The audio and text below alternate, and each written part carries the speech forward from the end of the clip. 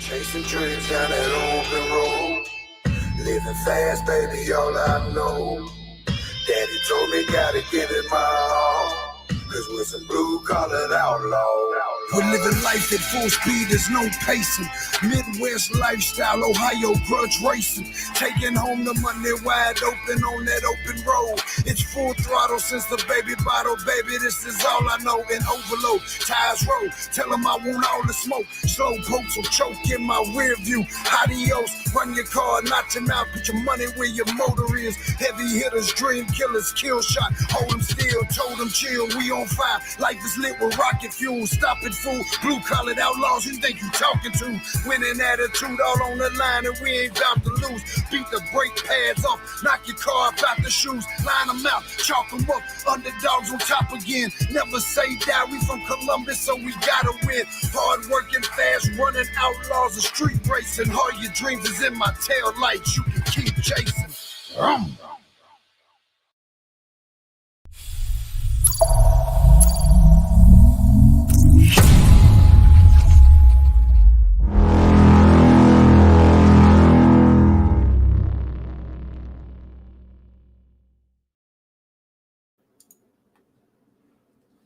What's up, everyone? We're a day late and $1 short. I got, I don't know. Sometimes some weeks just be crazier than others. And, just be like that sometimes. So I had had to play a little audible.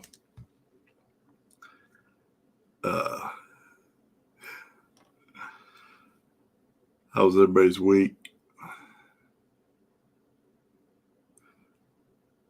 I'm trying to get some last minute details sorted out here. Mark, how are you? Scott, what's up, buddy? Taco Tuesday.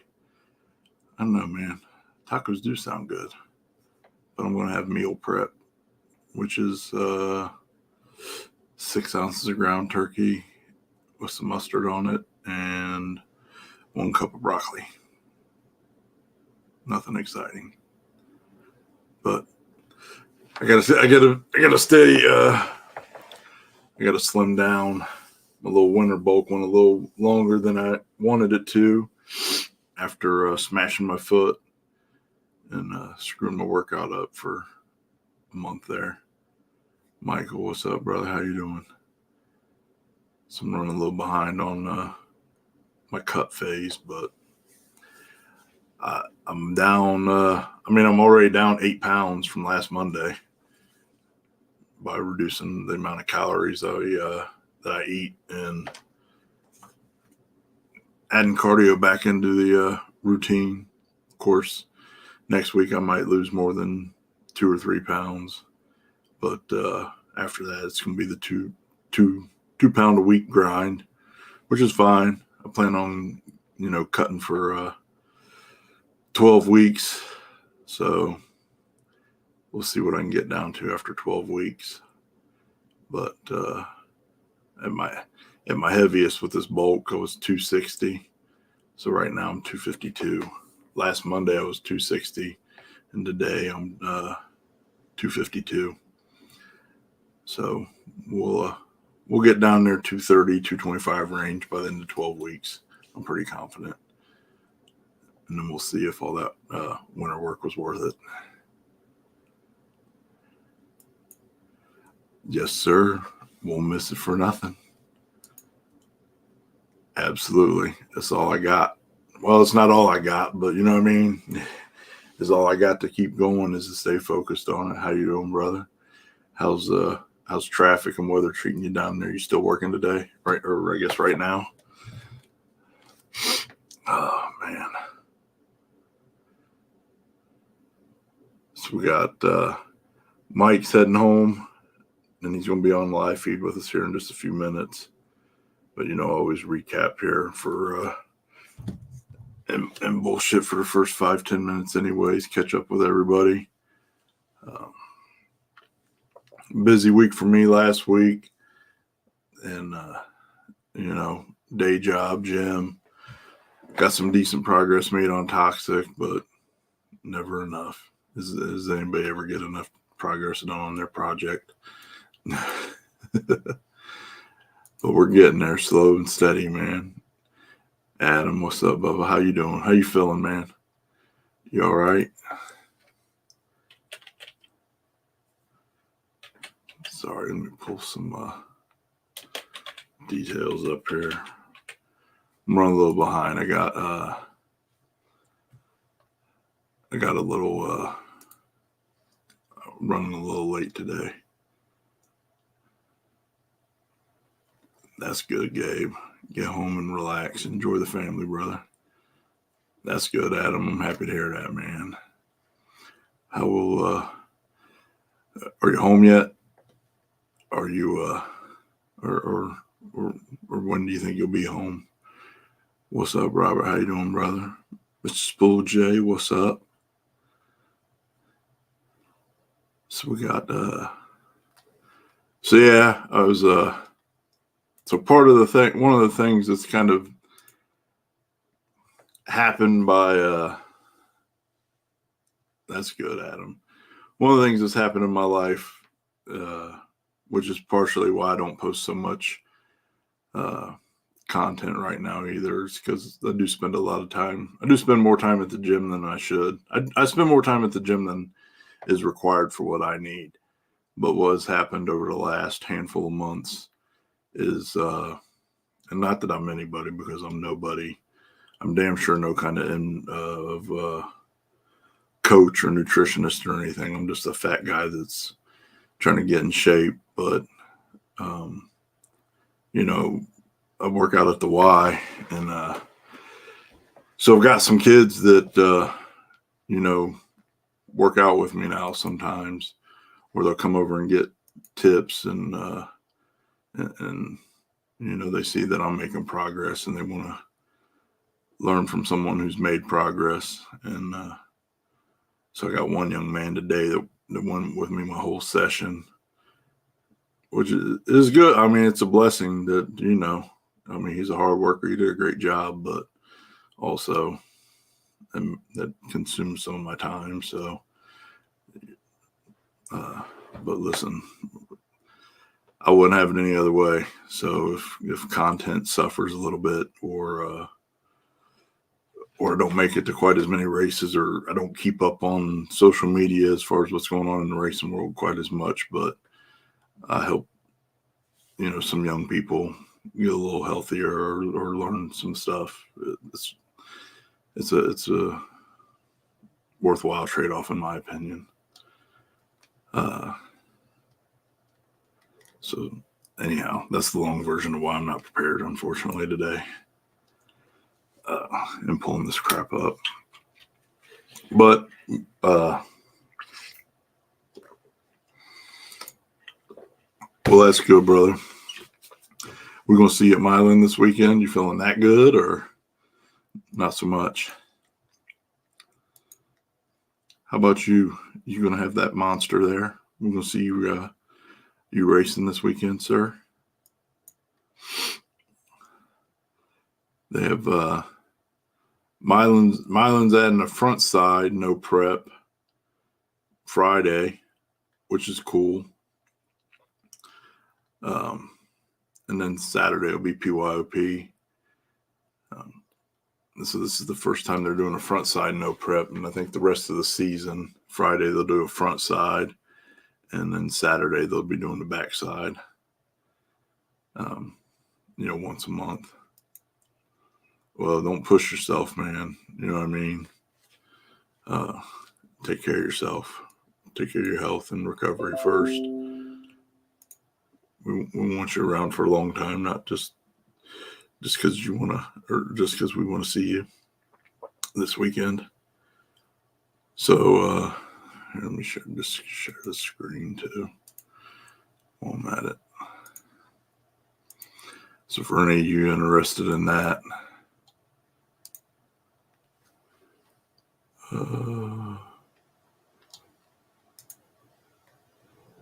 that'll be interesting. That'll be a good time. Heck. go. There we go. First front side, no prep. Friday, no prep. Front side. Saturday's PYOP, no prep on the back side. So racer gates at 3 p.m. on Friday. Spectator gates at 4. Elimination start at 7. That's cool. 100% payout plus percentage of spectator gate added on top of pots. I do like that. No double entries allowed for any car entered in a heads-up class or shootout. First round chip draw at 6. So classes and buy-in, small tire 200, run what you brung 200, daily driver 50, hard tire 100, 4x4 all-wheel drive 100, motorcycles 50, mini bike 20, off-road ATV, UTV 20, 550 index 50, 650 index 50, 750 index 50, motorcycle bracket 50. Attention, time trials start time for index and bracket classes has changed. See below. Time trials 550, 650, 750. Bracket classes run after the completion of first round of heads up shootout. Drivers in these 4 classes approximately 1 hour to make their time runs. So that's pretty cool. You get the benefit of all the other events or all the other classes, putting the rubber down, get traction for the other classes. So that'll be good. I'm excited about this, man. So small tire class, 400 Pro Tree, heads up, 28-10-5 non-W. No altering of tire, must be 28-10-5 non-W or smaller. No wheelie bars. No 4x4 or all-wheel drive. Run what you brung, 400 Pro Tree, heads up, anything goes, no rules. Daily driver class, 400 Tree, heads up, 30-mile cruise, full interior, all glass, plates, insurance, no all-wheel drive. Max tire, 15-inch diameter wheel is 28-10-5 non-W.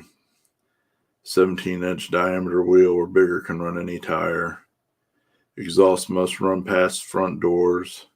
You cannot stop during the cruise. Must stay in line start to finish. Hard tires, 400 Pro Tree, heads up, 200 tread wear or greater. No all-wheel drive. 4x4 all-wheel drive class, 400 Pro Tree, heads up, any 4x4 or all-wheel drive car or truck. 550 index, 650, 750 all have the same rules, which is 500 Pro Tree, 2-time runs provided prior to eliminations. Electric or pneumatic throttle stops are permitted. Delay boxes permitted. Electric or air shifters are permitted. So that's for 550, 650, and 750. Same rules apply. Motorcycle class, 400 Pro Tree, heads up. Anything goes on 2 wheels, must wear approved safety gear, no shorts or short sleeves. What? I'm just kidding. Must wear closed-toe shoes or boots. Motorcycle bracket class, 500 full tree. 2-time runs prior to eliminations. Any bike, any engine allowed. Must wear approved safety gear. No shorts, short sleeves. Must wear closed-toe boots. Mini bike class, 400 Pro Tree. Heads up. Any mini bike chassis. No engine or power adder restrictions. Must wear approved safety gear. No shorts or short sleeves. Must wear closed-toed shoes or boots. Off-road vehicles. Any side-by-side, 4-wheeler, UTV, ATV, buggy, or dirt bike. No 3-wheelers or motorcycles allowed. why no three-wheelers? That is the most entertaining vehicle to watch anybody race. Just kidding. Those things are death traps, and I've almost died several times on them, but they're fun. Must wear proof safety gear. No shorts, no short sleeves. Must wear closed-toed shoes or boots. Say that 3 times real fast.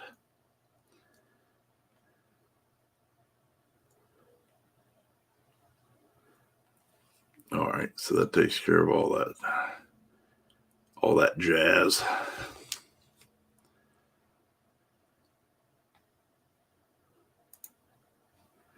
That's peso. That's peso, and that's the weekend of May 30th and 31st and June 1st at Milan, which I would love to see, but unfortunately that's the same weekend as War in the Woods, which I will not miss for anything whatsoever, ever in a million years. I have been to every War in the Woods, and I'll just refuse to miss one. I cut my leg in half last year, and I still went. You know what I mean? So it sucks because I'm dying to get to one of Peso's events, and that's going to be a good one. But he always is, which is hard. I mean, there's so many freaking events. There's so many events now, and so many good events. I mean, it's hard to not conflict with other people, man. I wish it wasn't War in the Woods. I probably would slide up there to check that out because I love me some road grudge racing. But yeah, that's peso deal, and that'll be awesome. That'll be an awesome time, man. Those dudes don't fool around. They get busy and they're about the gambling. I mean, if you want to go up someplace and gamble on a sticky track, that would be the place to go. But War in the Woods, if you like gambling on a no prep, that'd be the place to be there.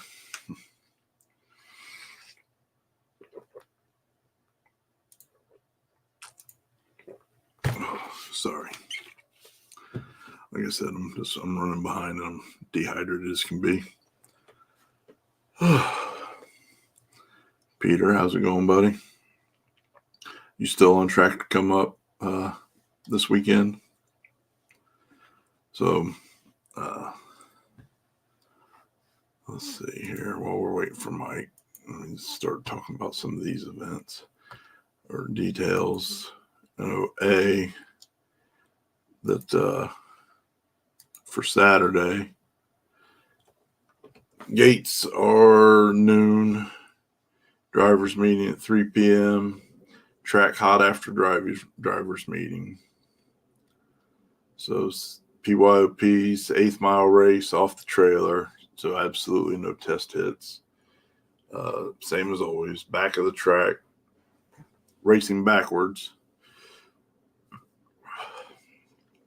Stage by the bumper, win by the bumper, chip draw for pairings at the DetroitHood TV tent. Tire crack, you lose. Cross in front, you lose. Cross behind and come around, you a bad blankety blank blank, and a winner. DetroitHood TV only goes off of their official cameras. Their one and only official camera for the tire crack or finish line. So don't bring yours to argue. They won't review it. There's only those 2 cameras that matter, and that'd be the end of it.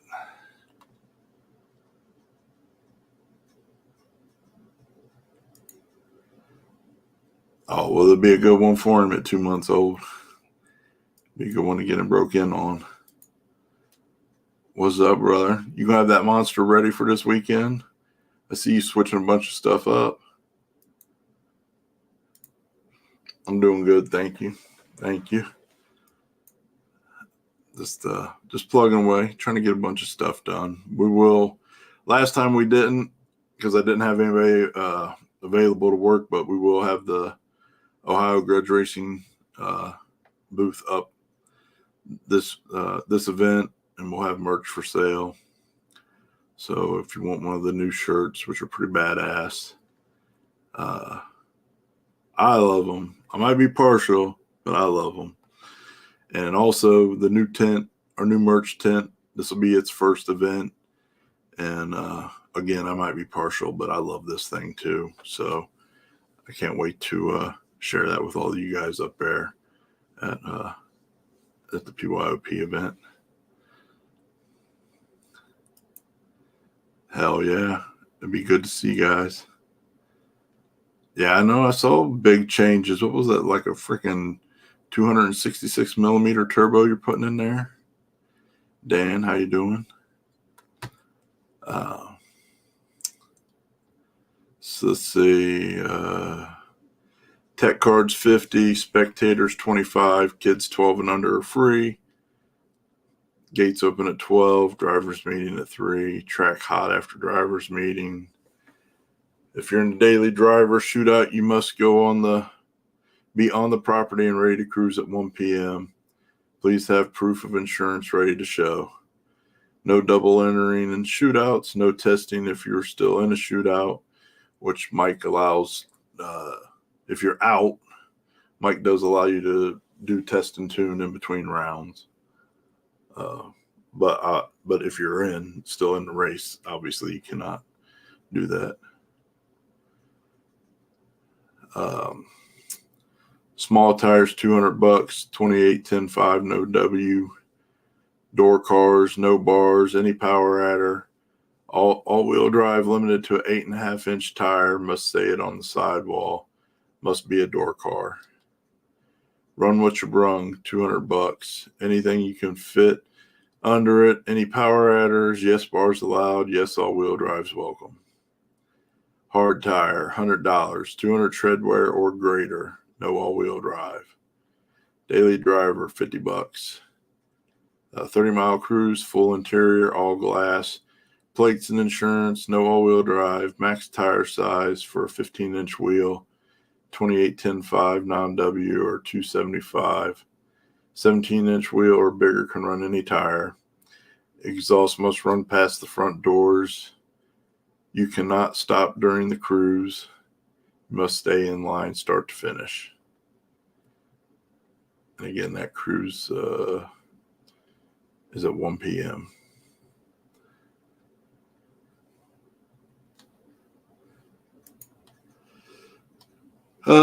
It's coming.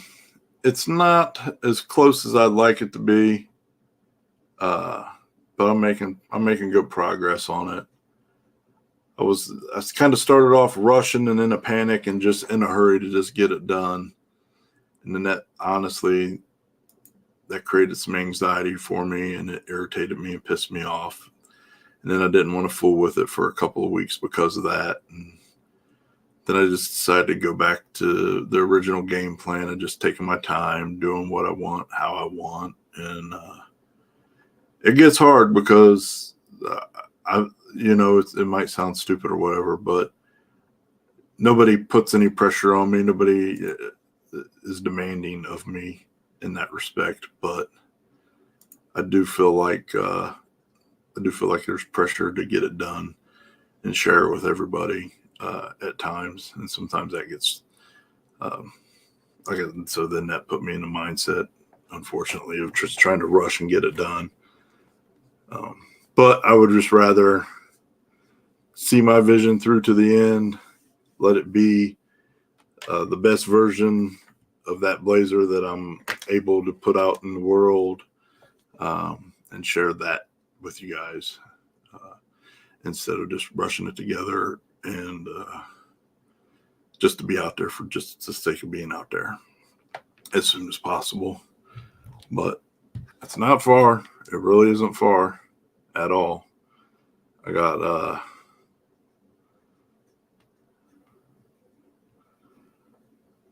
really don't have much left to do, but what I am doing, I just want to do the best I can.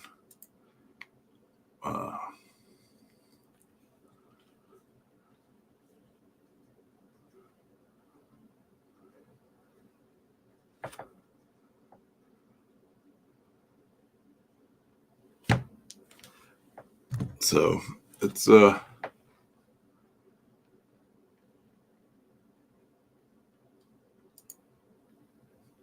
yeah, like I said, I'm not necessarily worried about perfection, but you know, it's the best I'm capable of doing is my goal.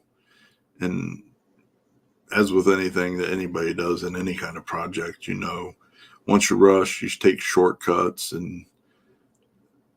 or you compromise your vision, and then you're not happy. And all you see is what you didn't do the way you wanted it to happen.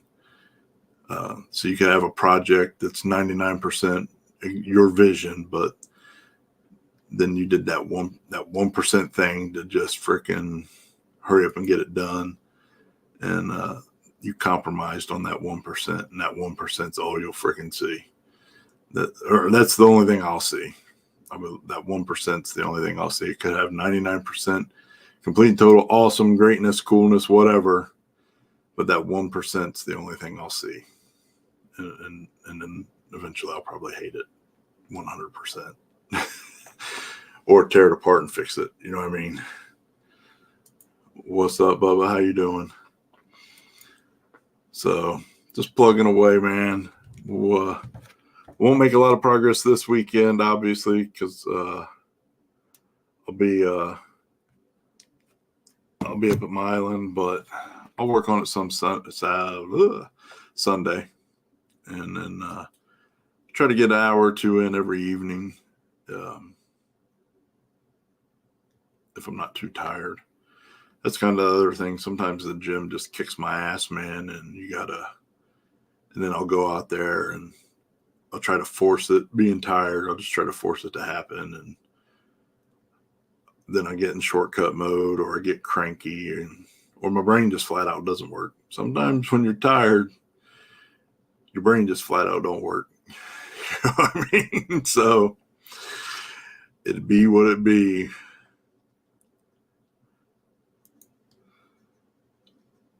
Yes, sir. Absolutely, man. That's it, man. I just want to love every last part of it when it's done, and know that I didn't compromise for the sake of, which is the journey that I started on. You know, I wanted to put out something that was as complete as possible. I'm not saying it's going to be the baddest thing out there. I'm not saying it's going to be the best thing out there, or any of that kind of stuff. I'm just saying the best I'm capable of doing, and you know, the best creation I'm capable of manifesting. So I will know when I put my head down at night, when I did shortcuts and stuff, as we all do. We all do that stuff, and it does all. I know I'm not the only one that haunts, and that's where regret and aggravation lives. So I was hoping for like the end of this month to have it done, but kind of looking more like the end of June, or maybe sometime in July. But cool. If it's done in July and it's exactly what I wanted it to be when it's complete, then that's a victory, especially compared to rushing to get it out in May. Thank you, brother. I appreciate it. I'm trying. Like I said, I'm not the best by far. And I've had some help on some stuff for sure. I can't take credit for all the fab work. Especially like the aluminum welding. Like I'll cut out all the stuff, but all the aluminum TIG work, I've done very little of that. I've had two different buddies named Nick that have helped me with that stuff. But the majority of everything else I've done. And I've had a lot of fun doing it when it is fun. You know what I mean? That's the other thing, trying to keep it fun and enjoyable. You know, when you put all the anxiety and stress into it, it strips all the fun out of it. But Mike just texted me. He's almost home. He's running a little bit behind also, so he'll pop on here in just a few minutes and fill everybody in on the rest of the details here.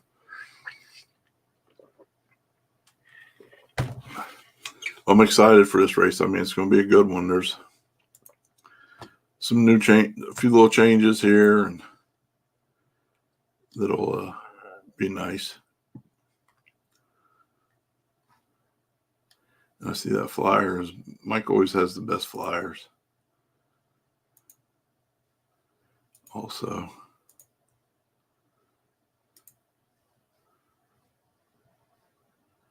you know what I mean?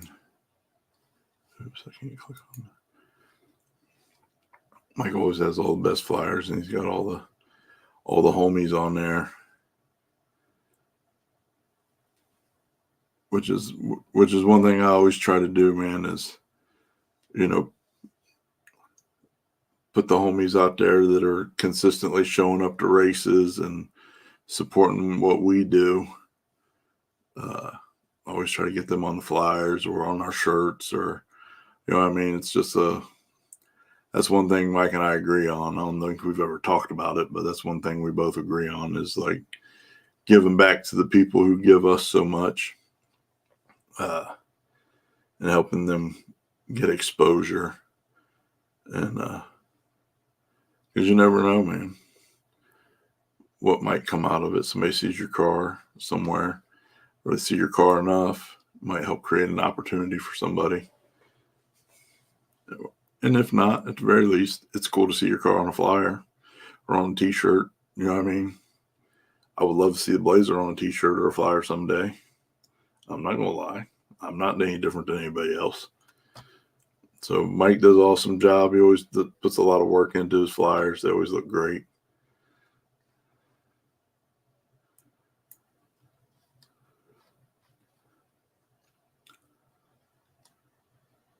So who all we got left on here? Who else planning on? Who am I going to see up there, man?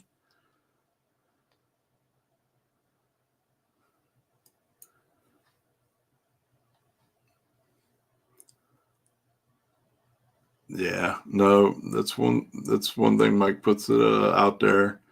Also, I'll bring up some more. I know you like them. I'll bring up some more of those Hot Shot prize packages with me for what is it? 1, 2, 3, 4. So I'll bring 4 of those Hot Shot prize packs up with me. Well, wait. Yeah, I'll count however many classes there are. Those Hot Shot prize packs are cool, man. They got some good stuff in there. I'm sure Hack Job is going to be on a lot of flyers.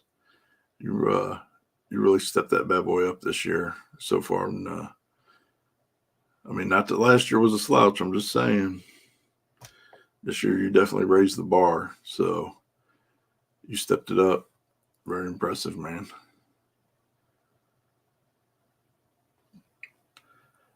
Oh.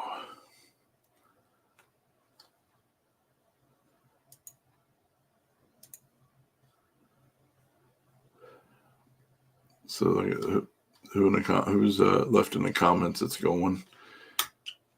Joe's going with the hard tire killer.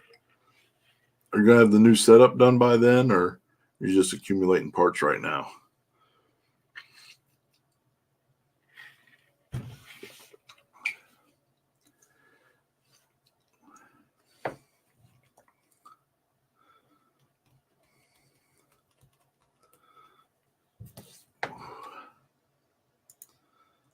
Hell yeah, buddy.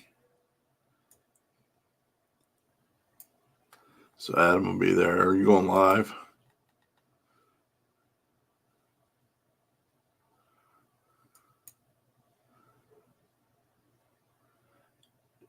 But remember in the description of this video when I said I got BPT'd?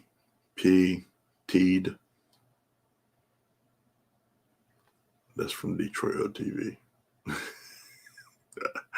I love you, brother. Nah, it sucks. You got pretty good service out there, man. On who I have now? Whoever the hell I have for service, whoever it was, T-Mobile that bought Sprint. Well, so Adam won't be live, but he'll have some he'll have a bunch of videos up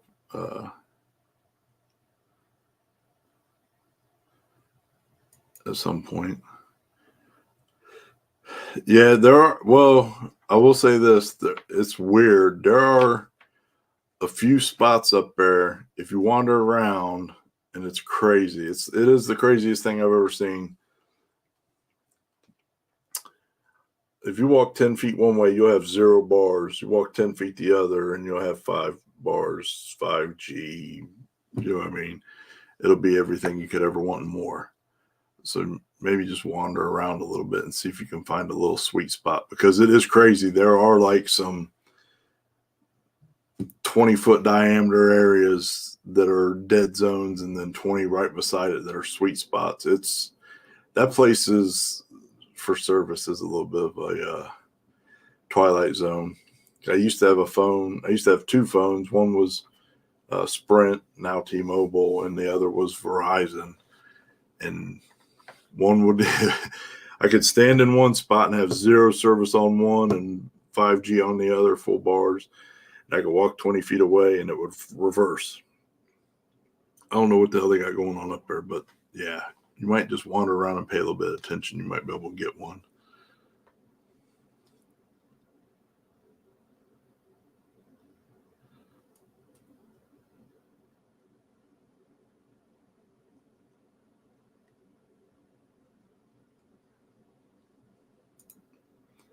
Will you be up there Friday? The front side of the track has pretty good service. It's that back half that's weird. I don't know. It's a little bit weird, man, back there. Little I don't get what they got going on, but it's funky. I like to see how my week goes. I'd like to go Friday. I had to work, so I would have to leave directly from work to go up there, but let's see how the week works out. Blah.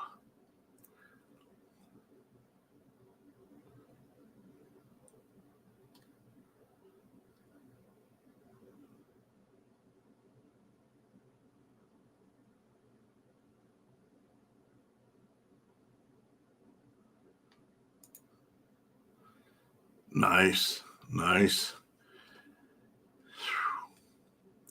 I need you to get that done, and then just come help me for a weekend, man. You know, you get shit done. And we'll put you in a witness relocation program so Jenna can't be mean to you. We'll hide you out for a weekend. Now, what happens when you get home? Well, I can't protect you there.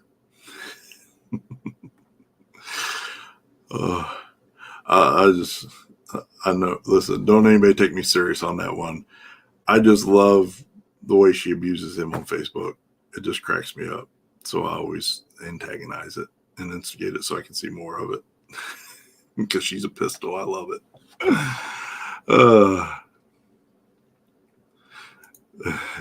Oh, I bet, brother. I bet that's a tall order, man. You got a lot going on. It's impressive, man. That's absolutely impressive. I'm excited for you, and I'm just in awe of all the changes you're making. No, man, it wasn't me. It was Joe. It wasn't me. It was Joe. I promise. Sorry, I snitched, but I don't want no trouble on Saturday.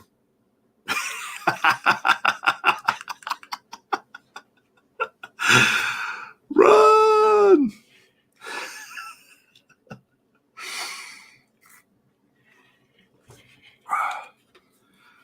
Oh, man. No, but wait. Listen, I just like to have fun. I always like seeing your guys' posts. I don't scroll much anymore. I'm really trying to right now just stop scrolling because it's such a time sucker. And it's so easy to sit down and start scrolling. Next thing you know, a half hour went by. And even though you feel like it was 5 minutes or 2 minutes or a minute. But I'm happy that you guys seem to pop up the most, you know.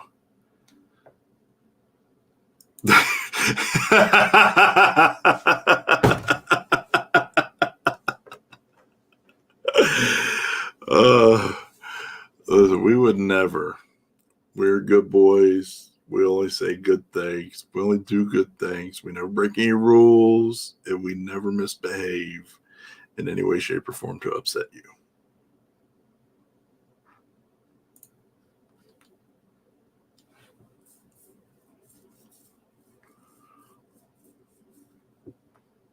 Promise. Oh, man.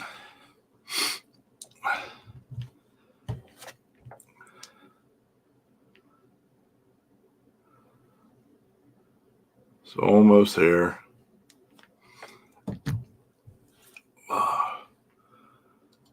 But it's always a great time. I always love going Milan.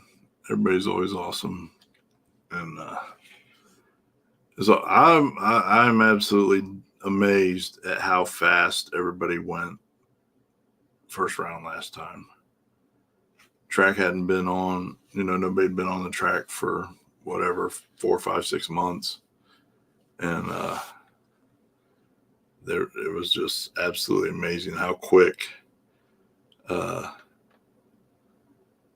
it got fast.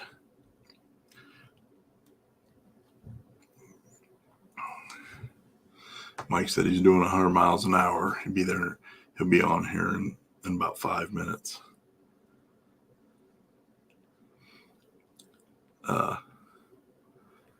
I mean, every class was, I think the first 2 pair of small tire were kind of fast. And then after that, it was just got faster and faster every pass. Hard tire looked like it was pretty fast. What do you think about that? What do you think about the track, Joe? Came around pretty quick. I mean, you seem to do real well. Sorry. Yeah.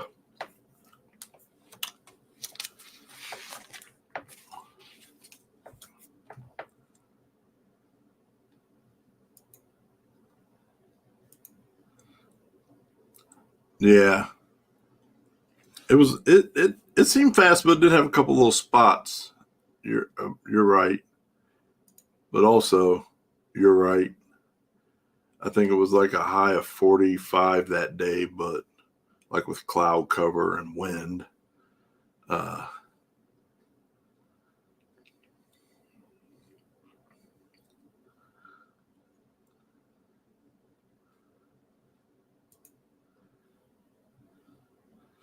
Yeah, storyline was amazing. It was absolutely amazing. The kid in the cookie jar smile gave him away. I do. Let's see here. I do have a few. I didn't get many, but I did get a few.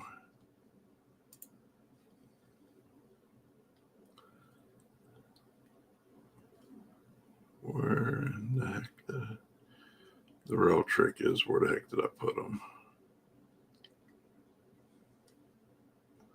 I'm the most disorganized human being when it comes to video files.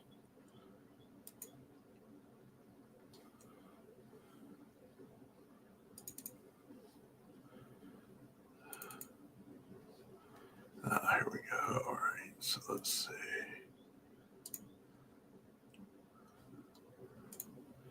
Give me a second here to dig it out of the old archives here.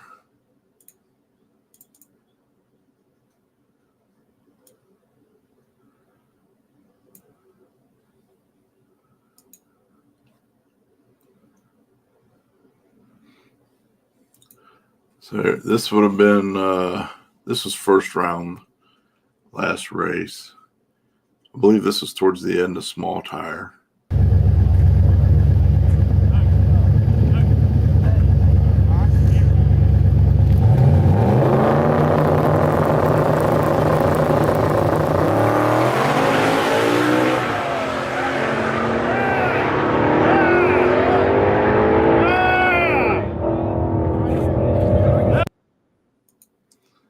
right lane was flying.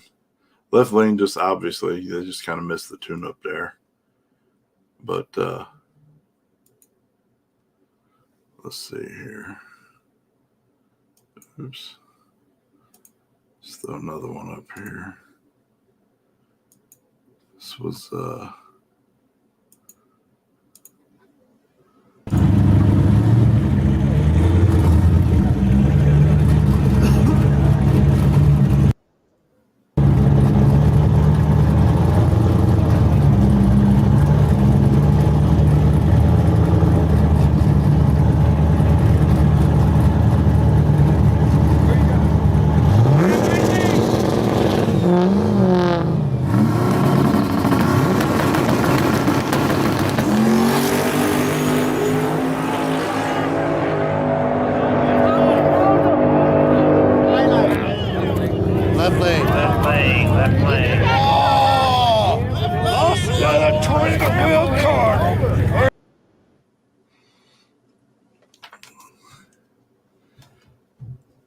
that was the final. That was the final there for Street.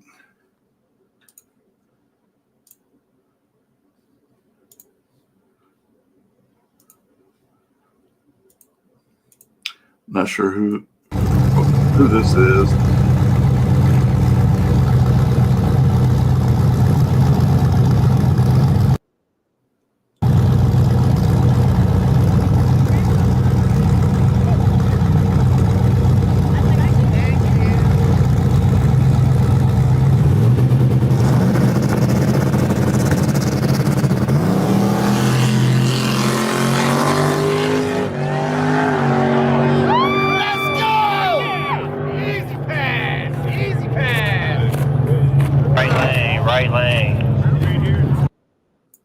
Not sure who that pro mod was in the right lane trying to pop a wheelie, but I believe he did pop a couple little wheelies.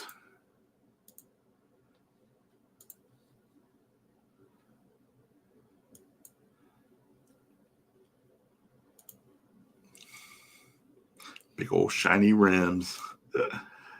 They're working. This was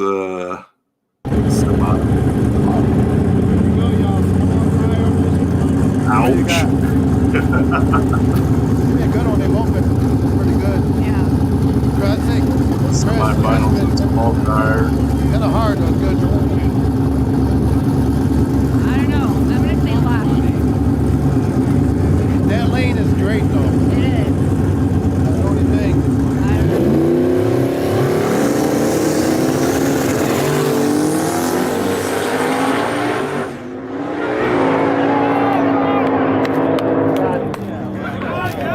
Jeff got it. Can you believe that shit? Yeah, that one was there were a little oh, Chris was a little late on the tree there. Dude, those lights are absolutely amazing. And I'll be honest, when I saw the video like a few days before the event, and I saw how bright they were, I was like, man, that because lights will kill a camera. They will kill video. They'll either help it immensely or they'll hurt it immensely. Now, my camera, I can shoot in the darkest of scenarios, and it doesn't matter. It doesn't care. A lot of people can't, but I bought that camera specific for street racing, so I knew I was going to be in a lot of low light situations. So old lighting didn't bother me at all, but I was a little bit concerned about the new lighting. But once I got up there and I saw it through the camera lens of my phone, which I can gauge how well my other gear would work through that, it was amazing. Like, that's going to be a photographer's and videographer's freaking friend. That's an ally that they put in up there for all you media people. But outside of that, for the track itself and that whole experience, it was amazing. They spent a lot of money on that for sure, but man, it was worth it. Those LED lights are like phenomenal. Yes, sir. Gort will be back. And I think everybody loved it. I thought it got rave reviews. You know, that was its second outing this year. And when we were at Lassiter, everybody loved it. And Milan, everybody loved it. There were definitely some people had to get used to it because a lot of people, real talk, are just used to reading flaggers. So they know the flaggers, they know their little mannerisms, they know their little twitches and whatnot. And that was the one thing that I heard from people was they couldn't read me and they couldn't read the tree, which was the point, you know, was one of the points of it.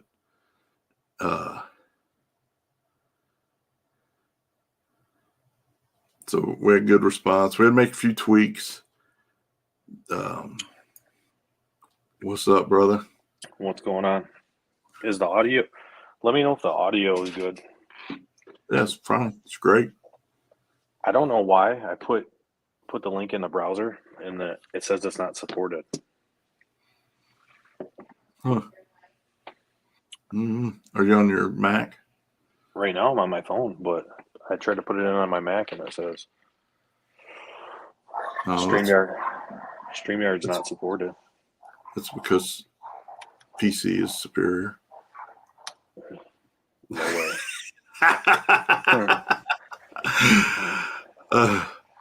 But we did have the other thing is, which I'm glad while Mike is here, we'll address it again in the driver's meeting, but some people were saying I was fast. But I did tell everybody in the driver's meeting, if you need a little extra time, I'm going to be 3 to 5 seconds before I hit the light. And if you need that 5 seconds, somebody needs to come tell me that you need 5 seconds. Otherwise, I'm going to randomize it 3 to 5 seconds. And at first round, I was 3-4 second range a lot, and a couple of people that didn't work for. And I switched up to like a 4 to 6 second range, and that seemed to be a lot better for a lot of other people. I just got here also. But I just got. I'm going to keep it random. What's up? Let me grab a stool over here. There's Big Pimpin'.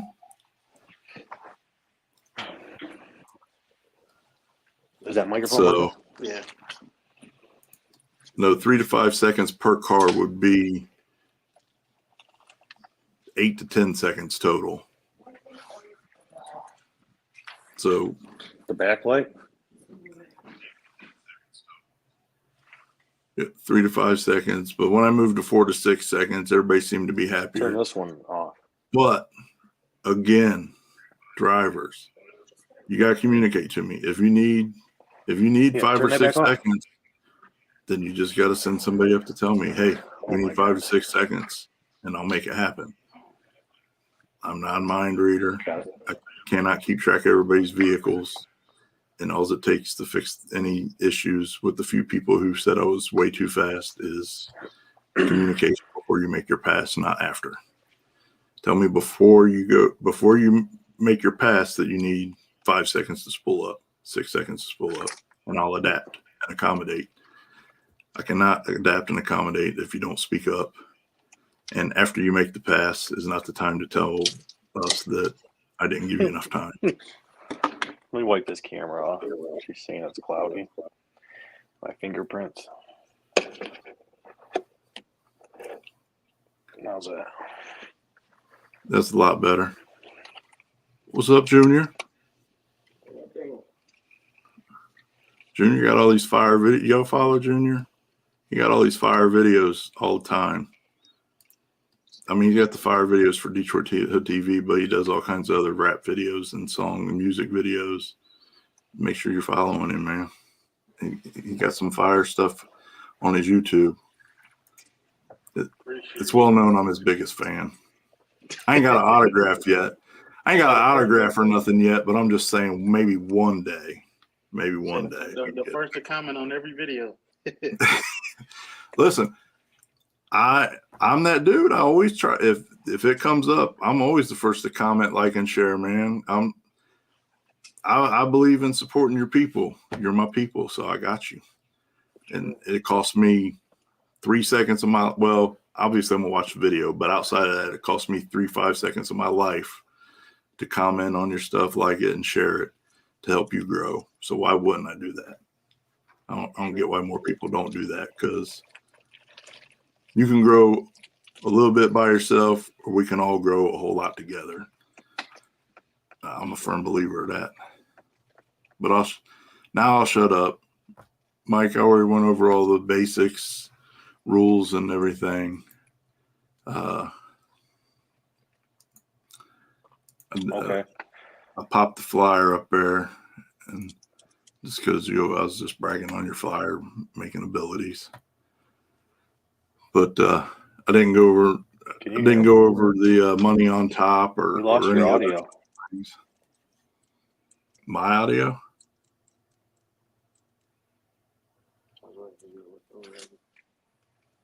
You can't hear me? We lost your audio.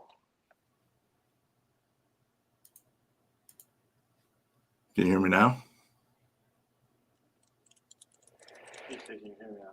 Can you guys hear me in the comments?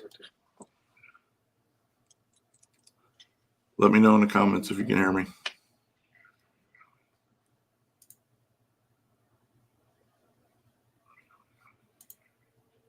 Because my mic shows that it's working. Yeah.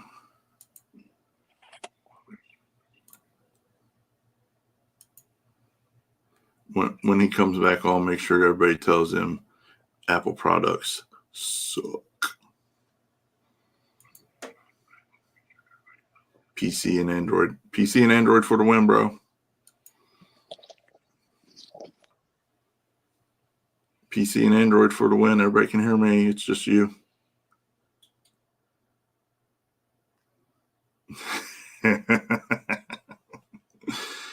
So he got reboot.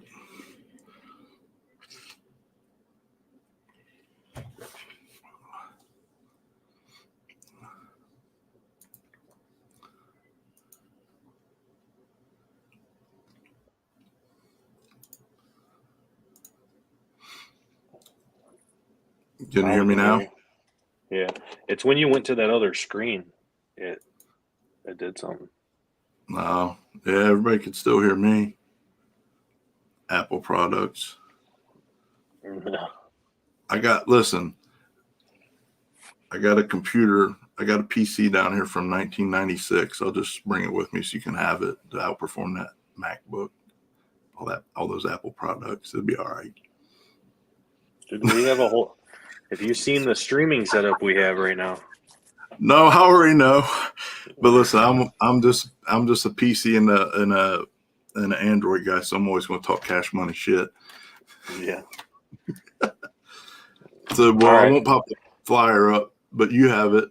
I didn't talk about money or anything else you got it going on. Okay, so what we have, we try to put as much on top of the pot as we can. We waited until we exactly knew how much money we could put on top of this pot. We only took on a couple sponsors this year. That money was used on the first race. So what we're trying to do is, I thought about it. I could have reached out to a bunch of other people, for sponsorship, and just decided that let's try to please ourselves before we try to please everybody else, and let's see what we can do. This is still a decent amount, 3,000 on top of small tire and 500 on top of daily driver, 500 on top of hard tire. And then we always match the bike class. So the bike guys, how that came about is they came in and asked if they could run, a few years ago, and we allowed them to come in, and we said, well, we'll run you at the end because we'll get enough rubber down where you guys can semi-hook, because a lot of these guys came from front end of the track racing on the bikes, so long arms on the bikes. They couldn't get them to hook at first, but we matched their pot up to a certain amount. Same thing with the mini bike guys. We'll match their pot up to $300. So we're kind of trying to build our own thing instead of relying on sponsors' money, because I feel what happens at that point is if you don't have the sponsors, you don't have you don't have the pot size, and I want to make sure we always have that pot size there. A lot of people are like, well, this race is 15,000, 20,000. Our pots are up there close to that. It's $200 buy-in. We typically run a 28 to 30 car small tire field, and we always put at least 2,500 on top of the pots, 2,000, 2,500 bare minimum. And with the way we kind of have it structured now, our pots are, 8,000, 9,000, but what people have to realize also is our race is once a month. So this race wasn't built to be a huge event at first. It was a race so we could get out of the streets and have somewhere to do some racing when we created PYOP. So this is a once a month event. So to be able to give away $8, $9, close to $20,000 per month, that's a huge thing for us. I know a lot of people, that's too many events. It's what we started off with. We started off with once a month, and we've hung on to it, and it really helps the tracks out. That we've hosted events at, it helps them out a lot. That once a month, and in most cases, it's been the biggest event that they've had. So we try to help everybody out without killing ourselves, and we just want to have a good race, a fun race, a race that people want to come to. It's kind of what we base everything around. And I think you guys do a great job of that, man. It's always a good field. There's always plenty of cars. Keep the action moving. And it's always exciting. There's always a lot of close races there. Yeah. It's very few, or it's been getting closer and closer over the last 2 years, especially. There's not very many blowout races, which I always say it. I think everybody agrees, though, man. Everybody loves a fender race over a gap race. Well, Right. Unless you're betting. Then if you're betting and your homie's the one doing the gapping, well, that's a different story. But no, you guys do a good thing. It's structured well, it runs smoothly, and we do test and tune in between rounds after the completion of all the first rounds of the shootout. And at first, a lot of people were like, "Man, you're taking up time if someone puts oil down or does this on the track," and that is a concern. It's always a concern that goes through my mind. But the same as we're trying to please the racers, we're trying to put a show on for the spectators that pay their money to come. So we have to keep the track hot at all times. We do have them periods where it's a downtime and cleanup, and it takes a little bit longer right now for them to do cleanup because you got to remember all the staff at Milan's new, and they got the front side cleanups down, right? So they're not used to cleaning up bare asphalt in the back. So they're getting it, and they've came around a lot this year, learning new things and what to do, little tricks, drying stuff up with towels instead of pouring powder down. It's just with us keeping test and tune going in between rounds, it keeps the track hot and something for the spectators to watch. Yeah, and very, very seldomly does test and tune affect the outcome of a race. I mean, 99.9% of the time, if there's an oil down or something, it's during eliminations. Mm-hmm. I think it is a legitimate concern for racers to voice their opinions, but just based on the odds, it next to never happens. Yeah. And we just try to take in, the suggestions of, try this next time, try that. We're not against trying something, if it's logical and it seems like it would work, we're always open to that. So you went over chip draw and everything at the tent? Yep. Okay. Briefly. Just quickly, briefly. I read everything that was on the event. Okay, page. So we switched chip draw to the girls at the tent pull the chips. Megan will be at the tent, and she's typically got a girl there helping her. So they pull the chips. It's all done live. You can come up there and watch. And instead of waiting for racers to come up and trying to call everybody up, that took us we ran it like that for 4 years. You're calling small tire up to the tent to do chip draw and waiting for guys to come up, and they can't hear. We are at the back end of the track, so the speakers, it's not all that great back there. Microphone doesn't work that great, even though they just upgraded. I was gonna say it was improved. Wasn't perfect, but it was better. They did. They put a new antenna up, and they also did speakers all the way down the return road. So I don't know if there's 8 or 10 new speakers there, but they are there. We were having a little bit of problems with the microphone last time. Towards the end, it seemed like once everybody packed in there, the microphone started acting up. Because throughout the beginning of the day, it was fine, and then as it got a little bit later, and I don't know, it was cold too, so it was like 38 degrees.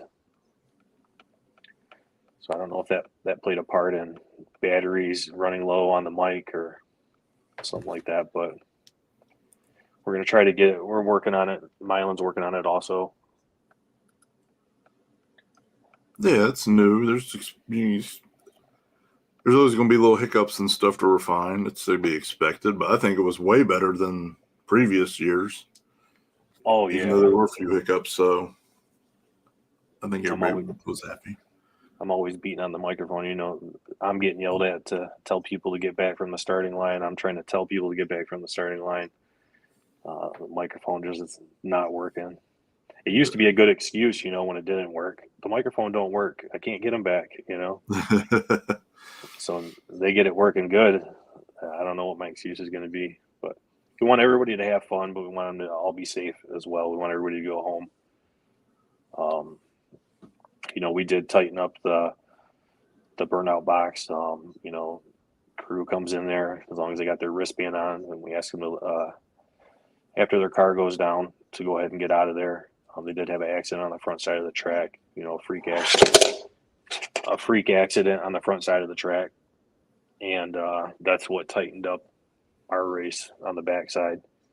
It was just an eye opener. We all knew it could happen, and it did happen. So we're trying to stay as safe as possible. All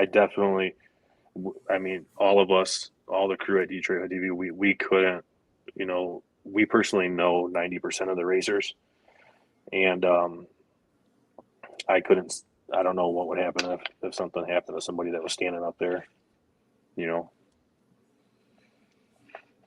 I agree, man. I know. Sometimes the guys will tell you they race on the streets all the time and da-da-da-da-da, but when you're responsible for them, which when your promoter hat is on, you are, it's a totally different story. And safety's got to be paramount for everyone. And the hard part is when you're friends, you're friends with everybody, and it's like you see them, 2 days before, you're hanging out with them, and then they're trying to come up to the starting line, and you're telling them, no, you got to get back. But right, you have to. But you want to see them 2 days later, also. Exactly. Yeah. So Ryan says, guys kill it every time. It just keeps getting better. Only 2 cents would be more Porta Johns. Yeah. Yeah. I think it was more or less placement of them. I don't think it wasn't that there wasn't enough. Just some were placed pretty far. They're going to move them in a little closer this time. The problem is if you get them so close to each other, everybody tends to gravitate towards a certain set of Porta Johns, and then they'll fill that set of Porta Johns up. So placement is kind of key on the Porta Johns. 3 here, 1 over here, 2. You want to get them spaced out so everybody's not just using the same little set. I just learned that. Milan was talking to me about it. So that's just something they had brought up to me because we were asking for him to put all the Porta Johns over here in a line, They're like, people will just gravitate towards a certain amount of them and just fill them ones up. But the Well, porta johns are always super clean. I went in one there. Typically, I don't use the bathroom that much. Once we get there, we're moving around so much. But I went in one in April, and they had like air fresheners in there. It was like probably one of the nicest porta johns I've ever been in. Yeah, well, facing backwards, they had that set on the right side of the track there. They had like 4 or 5 of them over there, and they were all nice, and the lines were never too long. But you're right. The quick and the short is we're lazy. So if we're all parked in one area or sitting in one area, we're going to fill that one porta john up because that's the closest one. For sure. So yeah, spacing them out is key. It is. Yeah, I'm with you. I've learned that kind of stuff with trails, and you just never think about it. But you're like, oh yeah, it makes sense. Yeah, because trails is a similar setup too. Like we would drive up to the very front, and use the restrooms up front. But when the porta john's right there, there was one in the back when we were at Uncaged, so that one right in the back, we just would hit that one, Yeah. When you got a golf cart, you can be a little more selective. But when you're on the Hill Toe Express, or you've been standing there forever because you didn't want to miss any action, you're hitting the closest one. Also, and it was hot out, so the ride up felt good in the golf cart, so that made the trip even better. Oh yeah, Uncaged is always a steamer, man. Humidity is always freaking crazy.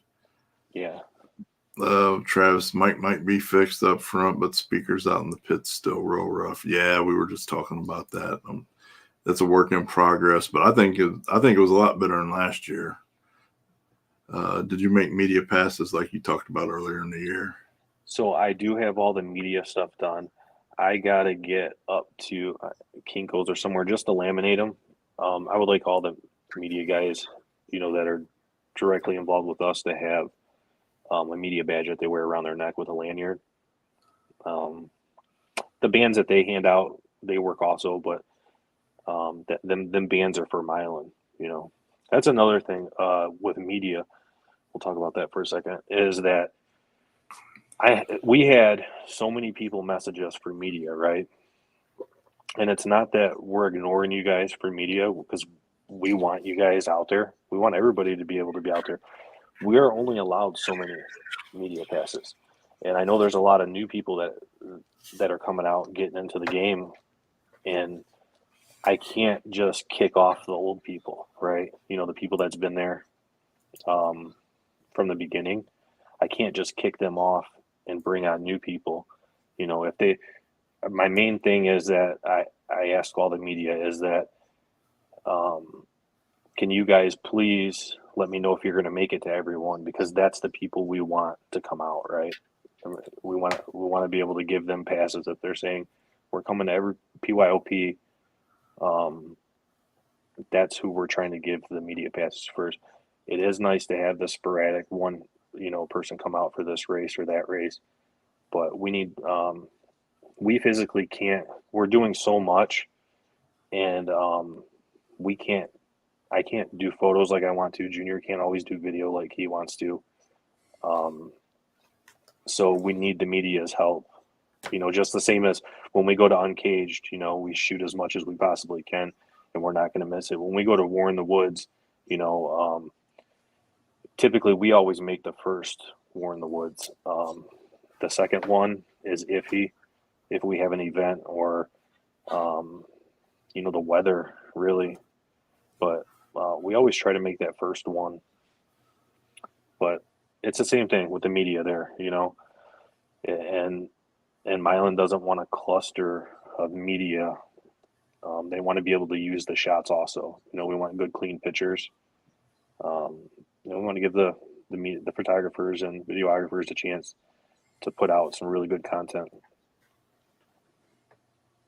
Nope, I agree. That's why we started doing the Dirty Dozen. I caught a lot of flack I still catch a lot of flack for that, but I think most of the media people, quite frankly, don't make any money. Most of them probably don't make the money that it costs them to go to the event back. I mean, as a media person, that's just the reality of it. Majority of the time you don't make, and nobody buys pictures. YouTube videos don't sell. Facebook don't pay, you know. So you're doing it because you love it. And then why rob them of doing their best work by having it cluttered up with 1,000 people? You know, I love War in the Woods, but that's one of the inevitably there's always a million people that step right in my shot. And it's hard. It's hard at War in the Woods. For me, dark shots are always hard for me. And if I don't like something, I don't put it out. Right. So, I just won't put it out. And even though other people might think it's good, we just don't put it out. And, you know, a track that was extremely difficult for me, but I loved going there was Marion. Yeah. You know, I'd be on the wall and there's a huge light that's just shining straight towards you. And man, you couldn't get out the way of that thing. And I don't know, I probably took 3,000 pictures and would post like 50 of them. Yeah. Yeah, no, that light was a MFer. If you caught it just right, though, if your lens was angled just right, it was awesome. But that was like 10% of the time at best. Duncan had it down. You know, Alex, he's pretty good at them nighttime shots. A lot of them guys had it down, and I just struggled with it. Junior did good at War in the Woods with his video. You know, his videos at War in the Woods. We used a country song, you know, the Regulators remix, and you know, some people, we've seen some comments, you know, people are like, oh, it should have been like a rock song or something like that. But we're always different, you know. Everybody's always got something to say. Yeah, I thought it was an awesome video. I don't even remember him filming, you know, like rolling in the scene of like the bridge.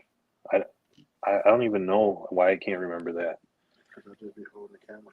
Yeah, I just turn it on, let it roll, whatever it catch. Something gonna look good.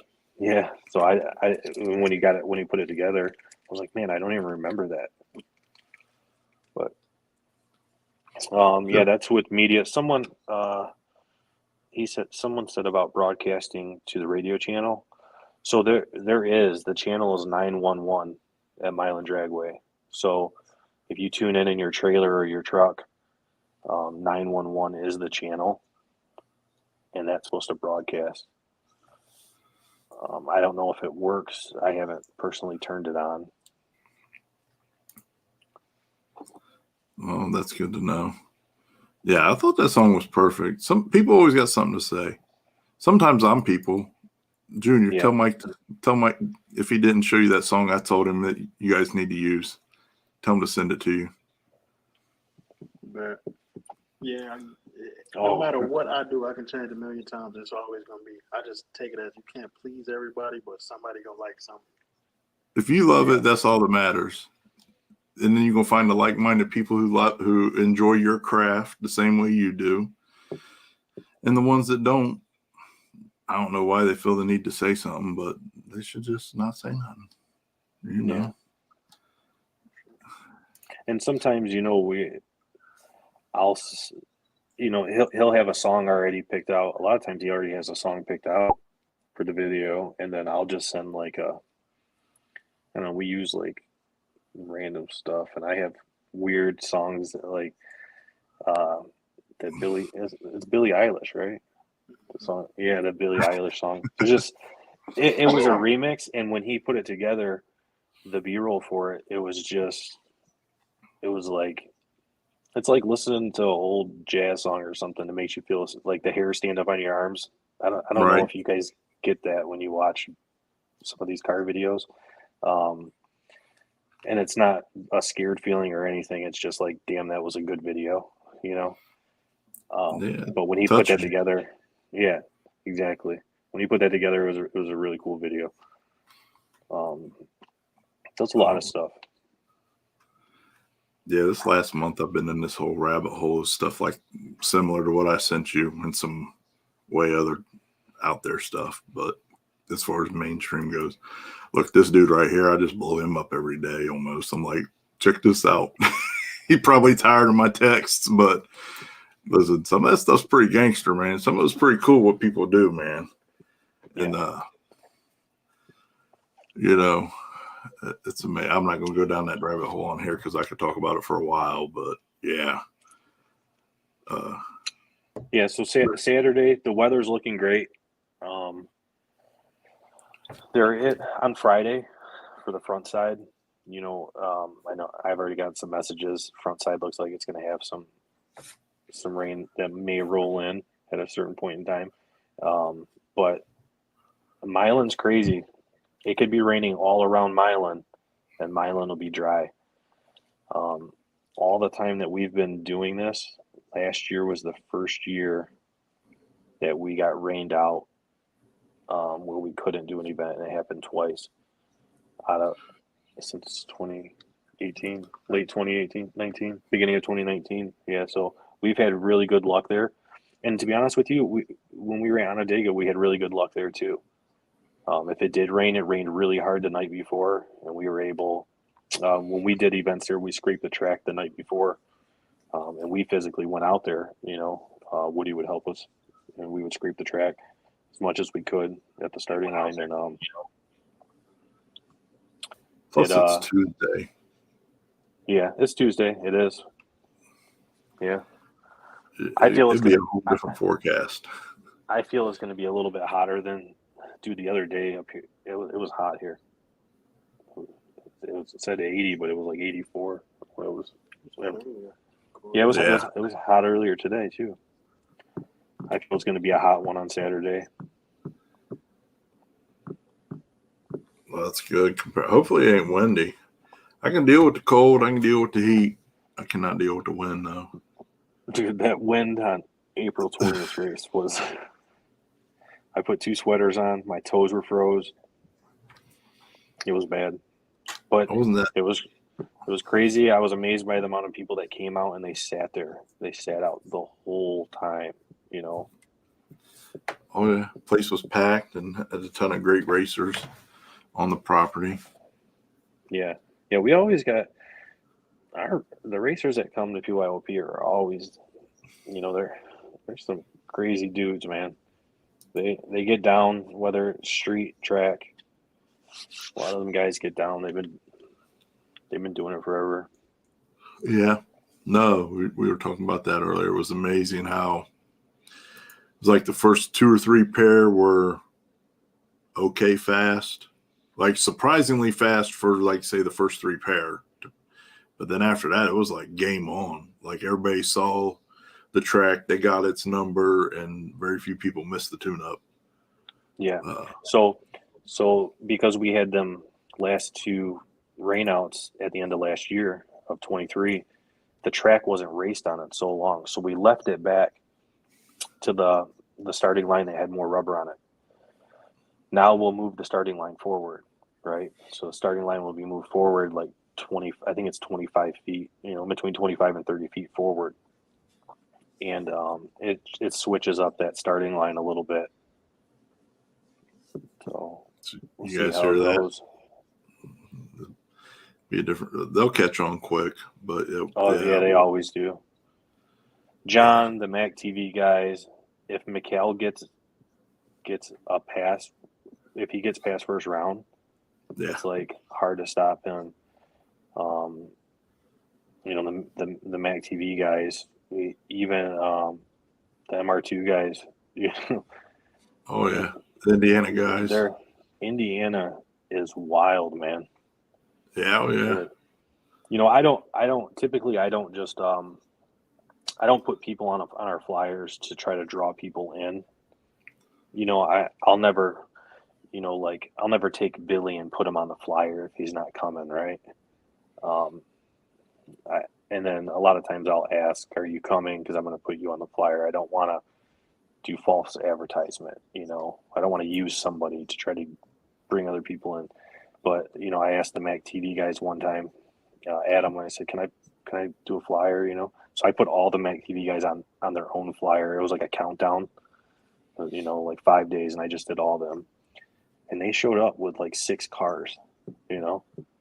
Oh yeah. When you get data with cars that are similar and close like that, man. No, it's amazing. They work real well together. You know, I talked about that a couple podcasts ago.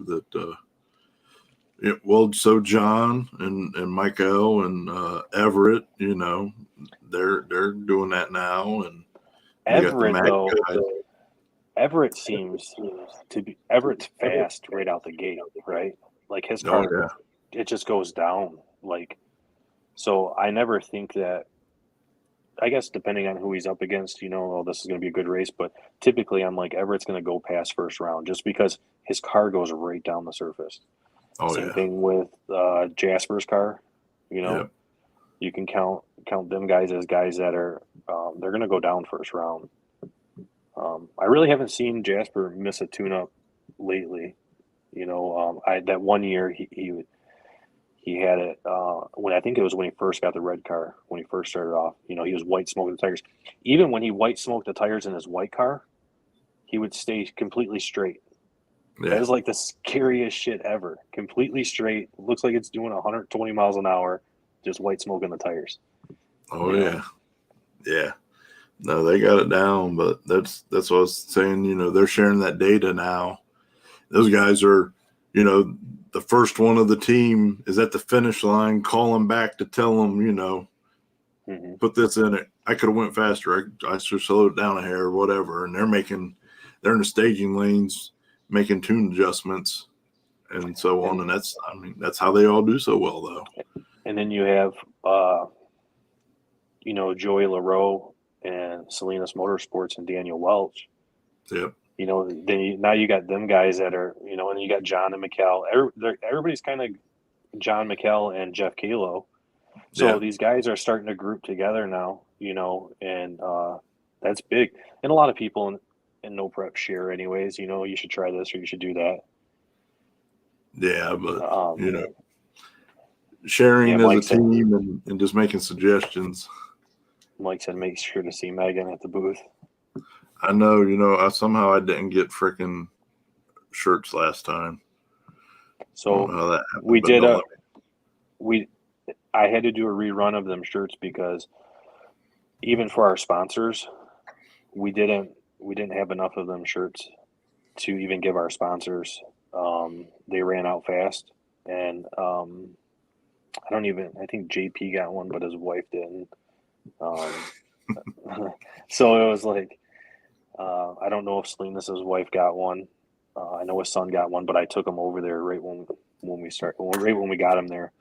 So we have 52 graphics do our shirts, and we had Alex bring them over from Canada, you know. So by the time Alex gets there and Megan starts getting them out of the boxes and stuff and folded up, and they're going as fast as we can get them up there, you know. Megan, I need the 2X and an XL. 2X and XL. She's watching. She was the one telling us to turn me and Junior to turn the lights off and stuff, that the lights look bad. Yeah, I know she'll remember. We're guys, we'll forget. I forget that stuff all the time. I'm bad with the shirt stuff. She doesn't even want me going in the bags because I just start handing them out and you know the crazy thing is I know they cost money and you don't realize how much you're actually giving away until you're like oh, I got to reorder and like, well, you gave away, you know, $1,500 in shirts, and it's like, yeah. But, thank you. Yeah, we appreciate that. Saturday should be good. What else is there? You know, gates open at noon. If you're in the daily driver class,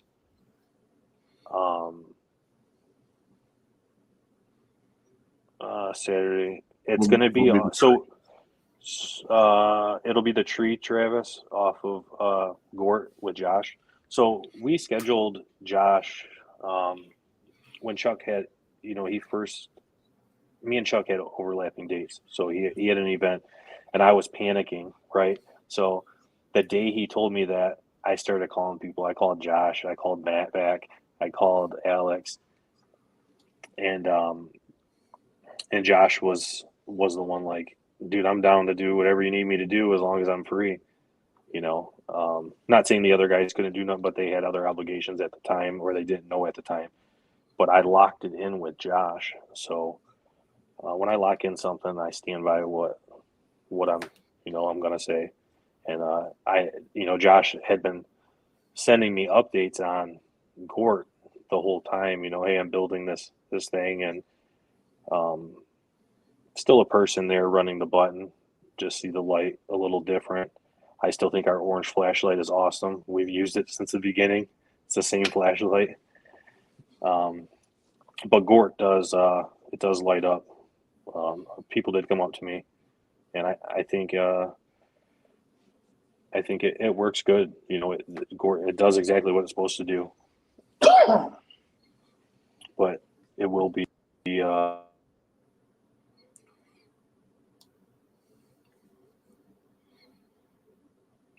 Cough, cough. Apple products. sorry, someone tried calling in.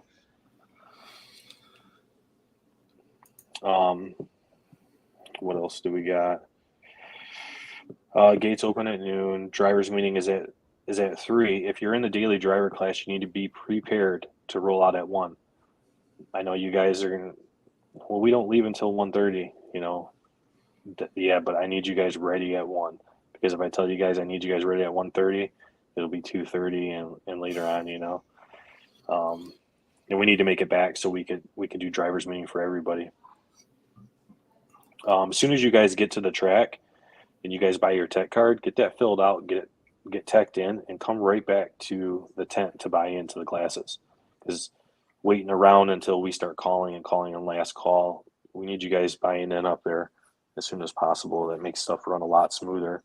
You can get your name on the chip and get your chip in the bucket. And it doesn't cause any redraws or holdups or any of that right. jazz. And I know a lot of people get mad, they come up there to buy in and the chips are in the bucket. And it's like, dude, I'm so sorry. I know you just drove 3 hours, but what am I supposed to do? I can't make everybody mad by trying to do a redraw, or, a couple times we've had where someone had to pick, like, they all dropped the chips in and the guy that was last picked the buy chip out, right? So everybody got a chance to get the buy. I think Jasper came up with that at Onondaga, and that's like, I don't even want to go through that. I just want to do the chip draw one time, and I want it to be done the way it's supposed to be. I want. So if you're going to be late, have your buddy buy you in and roll. Exactly. And that's one thing we cut buy-in off, and then it's plastered everywhere. But I know somebody will whatever. But we cut buy-in off a half hour before chip draw this year, because last year it sucked up like an additional hour and a half because everybody showed up to chip draw to buy in. Mm-hmm. And it was just one of those time sucker things that we have to circumvent. We had to learn from it and grow from it, and that was our solution. And we did do buy-ins and chip draw a few times the night before and stuff like that. But I think we're at the point now where, we're still going to pay out the same money if 2 cars show up. Mm-hmm. We're still going to put the money on the top of the pot. And thankfully, we do have a good field of cars that come out, for small tire and all the classes, honestly. And a decent amount of test and tune guys. A lot of these test and tune guys, you watch them make a pass, you're like, God damn, they should have been in small tire. Yeah, no, or daily. Yeah, or daily driver. You're like, did you guys have the craziest daily driver scene anywhere in the country I've been? Like the amount of people that show up, and then the cars. Mm-hmm. It's phenomenal. Like, if you're a daily driver person, you really need to get out there and check that class out, because there's nothing like it anywhere else I've seen. Yeah. I think a lot of people have changed the chip draw procedure to that because you can never get racers up to the tent in time, and it just sucks up a bunch of time waiting for one or two people to show up to do chip draw. Yeah, there. You just can't get the speakers aren't the best there, and when I have Milan, can you get the racers up here? Can you get the racers up here? And then we have racers that are there's some guys that are like early, they're at the tent, they're ready to do chip draw, and they're staying out there for 25 minutes. Like, where are these other guys at? Just do the chip draw without them here. And I don't like doing that, So if I'm going to do that, we'll let them do the chip draw out of the bucket. Everybody can watch them draw the chips. There's nothing funny going on, but it's a lot of it saves us a lot of time, and it's worked out very, very well. You guys do the same thing, right? Yep, we do the same thing. D Team was the first people we saw doing that, and it just makes perfect sense because you're always trying to wrangle racers and get them to the tent, and it makes everything, reduces stress on our end so much and streamlines everything ridiculously. I mean, it's a huge time saver. Yeah. And same thing, yes, racers, because you do have the 99% that show up and they're standing there waiting for 10 minutes, 20 minutes, an hour while somebody's dicking off, and then everybody else is getting pissed off because there's one guy being inconsiderate or oblivious or whatever. Even when we have the group text or group chats to let everybody know, people still wouldn't show up. So it's a win-win. There's no loot. There's nothing in that situation that's a loss. And our phone service back there doesn't work the best. And so even like trying to post something, or I get a lot of messages, like they'll come through that guys, hey, I'm on my way, guys are telling me we're on our way, did you guys do chip draw yet? I try to reply back, but it won't go through. It won't send out. Like, your message came through and it just looks like I opened it and read it and I didn't try to reply back. But like Shelby Diaz, he was on his way down and broke down, right? And he's messaging me, I'm going to have to get a tow truck. Is there anybody that you know? And I'm like, I can't even send him this guy a message. And he's probably thinking, this dude's just ignoring me, but I wasn't. No, it's crazy. That's what we were talking about earlier for live feeds. Like, it's so crazy spotty up there.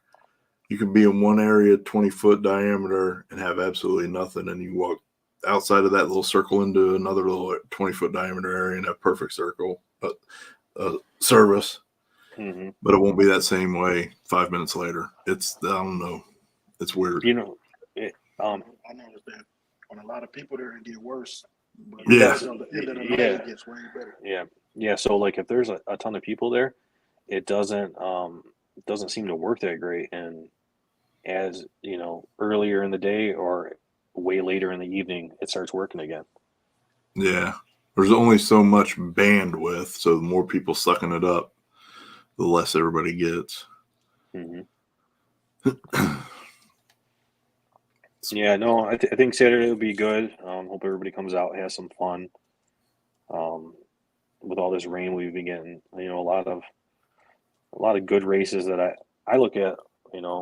I like to watch racing just as much as we like putting the races on. Actually, even more. I like watching it and getting out to other people's races. But I have seen a lot of rain outs, cancellations, and stuff like that. We're getting busier, both of us, in life. So we always want to take off and go to other races, but we can only plan a few that we know we're going to for the year. I got kids with soccer and other stuff going on. So we do want to hit a lot of people's events. I try, go to Onondaga. We still go out there, Lapeer when they are having it. But it's just hard right now with as busy as we are. Yeah, I say it all the time. Adulting is the worst decision I ever made in my life. Yeah, but we're almost through that. Our kids are getting older, and we're almost past that point where you have to be around. We're kind of almost there now. Yeah, but you'll fill it up with something. You'll fill that time up with something else. Yeah. You know, once their time is passed, at least what happened here is once their time passed and they moved out, and then they don't come back, got lonely, sucked. Yeah. Thought I couldn't. I was like, oh, I can't wait to get rid of you. But then when they were gone, I was like, oh, this sucks. I even offered like a couple of them move back for free, just to keep me company. But I get it. I was young too, and I was like, gotta go. So then I just found other stuff. Yeah. Yeah, we she wants to get a camper, and for us, you know, and I'm like, it's just something, you know, I kind of do want to get one, but then you got to store the thing, you know, and I do know. But it would be nice. I mean, we have dogs, and we always got to depend on somebody to watch the dogs, and then, you know, if we're going somewhere, me and Junior are going somewhere, and Megan, or just me and Megan, it's like we got to get a hotel room. You know, the hotel rooms. We got to get hotel rooms for everybody. You know, if we just get a decent sized camper, then we can all just stay at the track. You know, or next, like War in the Woods has got the campground next door, which I think is amazing. You know, that couldn't be planned any better. I seen some people like complaining about that, like, oh, we can't stay on the property. I'm like, you literally pass the fence to walk into the campground as when you're pulling in. You know, there's a fence there. They have primitive camping, RV camping. You know, you can sleep in your car. You can sleep in a tent. They got shower house. If you got an RV, they got to hook up for water and electric. You know, So we got a 38-foot RV, but just don't drag it out anywhere. Oh, you have one now? Yeah, but it just takes up my whole backyard. When's the last time you used it? Uncaged. I didn't take it last year before. Yeah, I don't take it much. The whole, I'm kind of just letting it sit. It needs a little bit of work, which nothing major, but also that's the tow vehicle for the Blazer. That way I don't have to do hotels and all that stuff. So, yeah, Megan was talking about getting the camper, and I do like the camper, but then in the back of my head, you know, like John was telling me, or JP, you know, they pull their trailers, or they have the option to pull something else. Yep. And an RV would be nice, but the price point on the RV is like.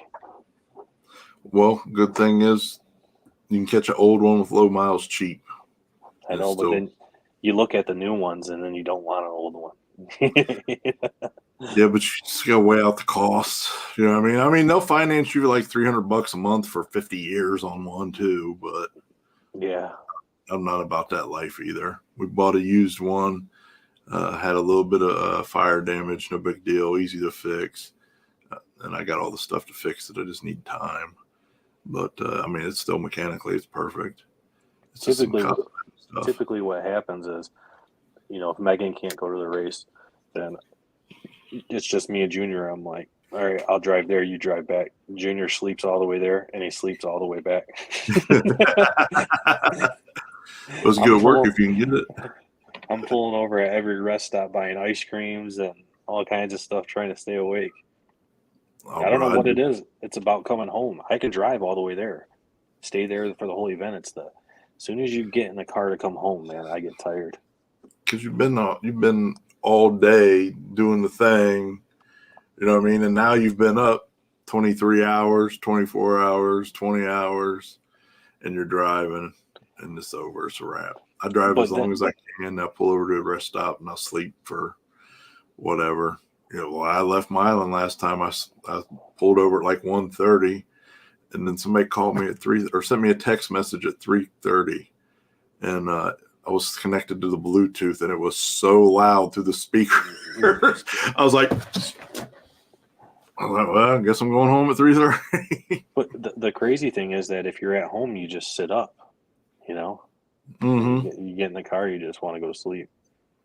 Shoot me a message on my personal. I don't monitor the Ohio Grudge Racing Messenger anymore because all I do is get spam of them telling me they're going to shut my account down if I don't send them money. So yeah, did you see Travis's truck? I think he heard it on one of his last passes there at the track, but he did the exhaust, ran it down the side. Yeah. If it fits, it ships. Fit the rules. Yeah. Yeah. Send me a on my Josh Robinson. Send me a message on there. Yeah. We should be all set and ready. Saturday, gates open at noon. Get there. A lot of these guys get there super early. They're lined up outside the gate because they want to get them spots up front. Yeah. Oh yeah. You're gonna be there. You'll be there Friday too, right? Yeah, I'm gonna go out Friday. Yeah, and that's another thing. I got a ton of messages on the Friday, and I couldn't answer any questions because Friday is not our race. We helped out, helped them with some classes and putting stuff together. But it's not our race, so I can't give you guys answers because I didn't want to say anything because I didn't see the page with all the rules on it. So I didn't want to give you guys answers and it'd be wrong, and then you guys are like, Mike told me this. I just want to be able to give you the correct answer, and I don't want to tell you something. But right. It's out there now, and I think that's their rule set that they're going to keep. The shootouts are off the trailer. A lot of guys were asking me that, and they were asking what buy-in and stuff was. But that's all on the Milan page now. So if you guys go over to the Milan page, they got that all up. I shared that, or I had posted it up earlier when we were talking about it. I like it. I like the rule set. I like, me. We're on the easier and simpler is better. Mm-hmm. Don't need all the fluff and bullshit and controversy. Yeah. Keep it as street as possible. They're gonna try it, and it'll stick around as long as racers come. They're trying to see what fits the track the best. They did a lot of upgrades to that track, and they're continuing trying to upgrade. So they've put a lot of money into it. I don't want to say numbers, but man, it's a lot of money that they put into they've that done track. a great job. They've done a great job, especially that lighting. I love it. I was a little worried about it, like you were saying about the Marion deal. Yeah. Because when I saw that video the few days before, I was like, "Oh man, that looks like it's going to be a shitty deal." But no, yeah, it's perfect. It's perfect. It is amazing for media. It's a freaking game changer for most people. Yeah, and the tent area is all lit up. Now before where it was super dark.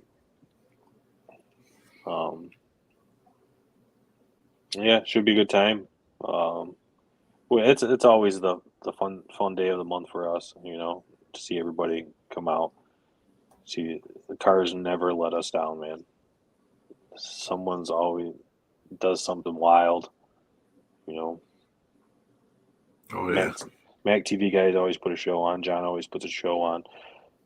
The daily drivers, them guys even put a show on. Hard tire is like one of my favorite classes, Dude, I think daily driver. I think at Milan, daily driver is my favorite class because it's so competitive.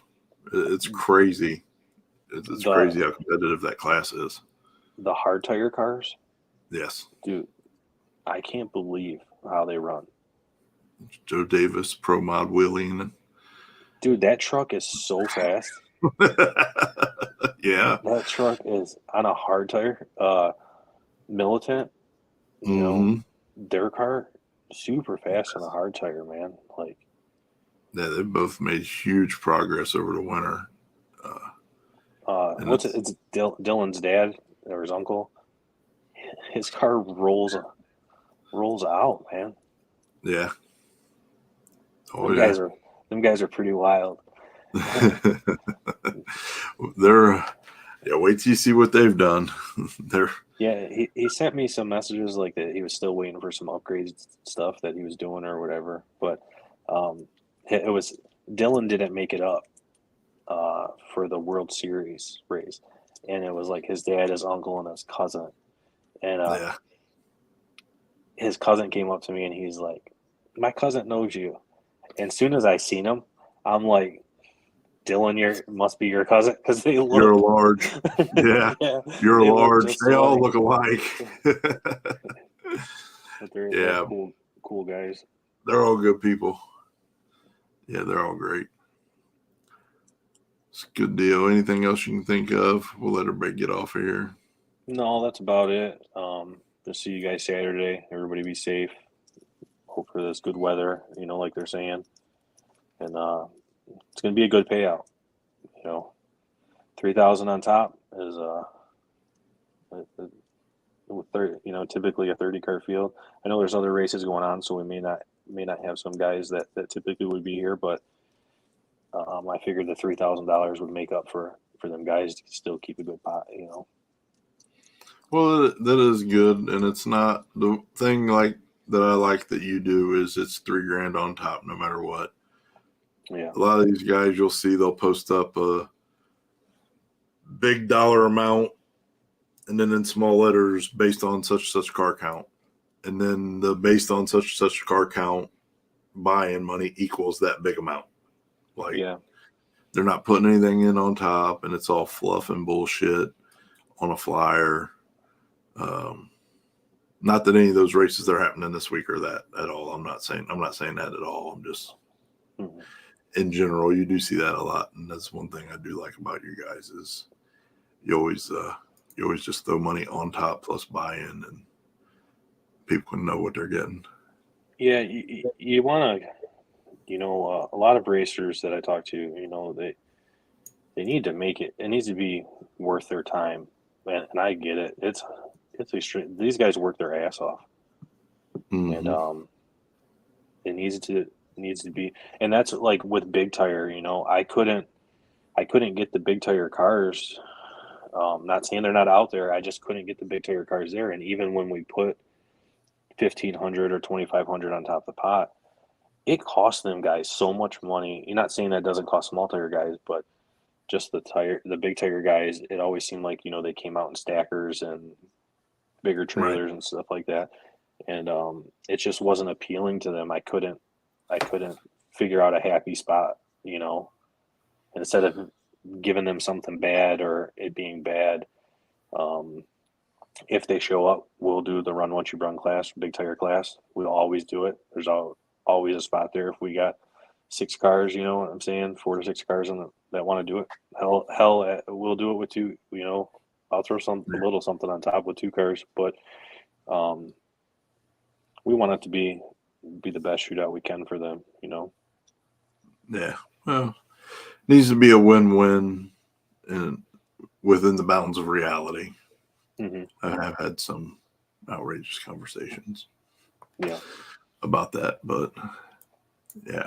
But you know what? Some of the races in Kentucky and stuff like that, I watch them and I'm like, man, they got all these Big Tire cars there. I don't want to say all, but 16 Big Tire cars or 25 Big Tire cars to me is a lot. No, it is, especially in the last 2 years. Yeah. Like it's crazy. But they had that one big race a couple years ago in 22. But then those always seem to be stuff like that always seems to be a hit once and then you can't duplicate it. Like there's been several other people who've tried to do something similar with the big tires and just nothing happens of it. War in the Woods does pretty good. Yeah. Nope. They do good. But it's tough. And a good Big Tire field now is 12 cars. Or if you're lucky, but most times it's 6 or less. So it's a lot of the big tire guys did come over to small tire, you know. Yeah, which is kind of funny. I won't go too far in that rabbit hole, but the big tire guys wouldn't show up to make the classes bigger and payouts bigger and better. But instead, they spent a ton of money converting over to small tire, which was more popular and had bigger payouts. It's got more. I think you get more recognition, you know, with the small tire stuff. You know, we always hype it up more than the big tire stuff, and yeah, I you know, agree. a lot of guys, you know, they would say stuff to me before, you know, you got to do this for big tire, do that, and you try it and it doesn't work, so it kind of like makes you not want to keep trying, you know. Well, yeah, It sucks, but it's a reality, you know. yeah. And that we did the daily class, we created that, and it was like 34 cars the first one. I was like, holy shit. And then it's hung strong. Dude, that was an awesome race. That was an awesome race too. Like they were all so close. Mm-hmm. There was like no, I don't know. If there was a gap race, it was not that much. Everything was like half a car the entire time. Like it was absolutely amazing. That was what won me over instantly. I was like, oh yeah, I love this. You know. And then we'll let you get off here, but we want to give a shout out to our sponsors. You know, we've held on to McCormick and 20 Past 4 out of Jackson. Them are our two main sponsors for the year. If you guys need tires, get with Mark Clark. If he doesn't have them, he'll get them. He ships. I believe it's free shipping on a lot of stuff, right? That Mark does. So get with Mark over at McCormick Racing. And we'll see everybody Saturday. Anything you want to add to it? You said everything.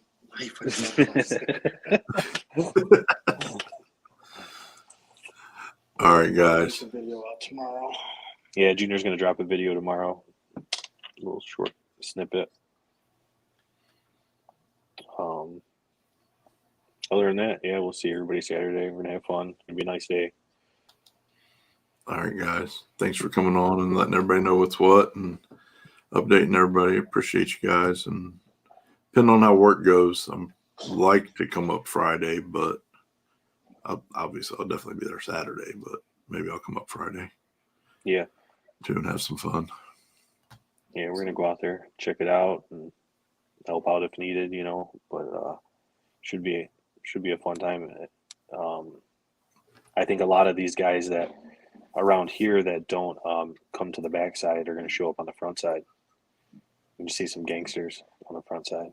Well, that's what I'm hoping. Some of the grudge guys and the, you know, some of the fast guys that are normally on the sticky are going to try something new.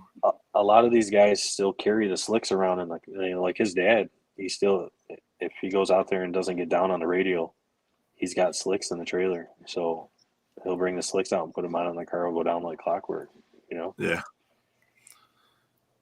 Yeah. No. So hopefully the cards fall right, man. I'll be up Friday, but if not, obviously I'll definitely be there Saturday morning. All right. All right, guys. Appreciate you coming on. Have a good evening. I'll talk to you. So there you have it. Everything you want to know more. Appreciate you guys hanging in there with us while we waited for Mike to get on. Excuse me, but soccer practice and kids and stuff happens sometimes, runs late. But yeah, if I'm up there Friday, I'm just going to go up there and hang out and shoot some video and some pictures. Because obviously Saturday I won't be able to do any of that. So I'll be able to hang out. My hopes is to go up and hang out and bullshit with everybody and have some fun. So we'll see. Fingers crossed. If not, I'll definitely see everybody Saturday. So have a great week. Enjoy Unfortunately, Bob will not be here this time. He is... I'll just look it up real quick. Bear with me 1 second so I don't lie.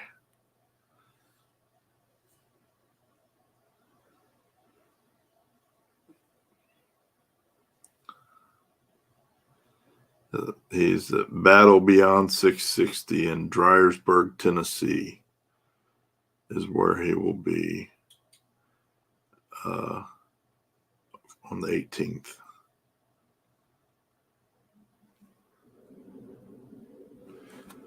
So Bob and possibly Kelly. I'm not sure. Most of the time she's with him. Somebody's got to keep him in line somewhat, right? So they'll be at Battle Beyond the 660 in Tennessee. So make sure you tune in and watch my man Bob. Regardless, and I don't know that anybody will be live at Milan. Usually I can have pretty good luck for some reason with my phone to go live up there, but running Gort, obviously I won't be able to. So maybe I'm sure somebody will be live though. But oh yeah, I'll talk to Mike. We'll make it happen. Stick class needs to be up there. You'll like it. That track's actually it's faster than Uncaged. It's a little bit faster than Uncaged, I think. So you really just pour it on, man, and have a good time. But I'm gonna get off of here. I still gotta eat dinner, and it's 9:30. Yeah, I gotta eat dinner and adult for a little bit before I go to bed. 3:45 comes awfully quick. So everybody have a great week. I'll check back in with you soon. Appreciate you tuning in with us and hanging out. And we'll talk to you Friday. Friday or Saturday. We'll update you on what's going on at Milan. Thanks.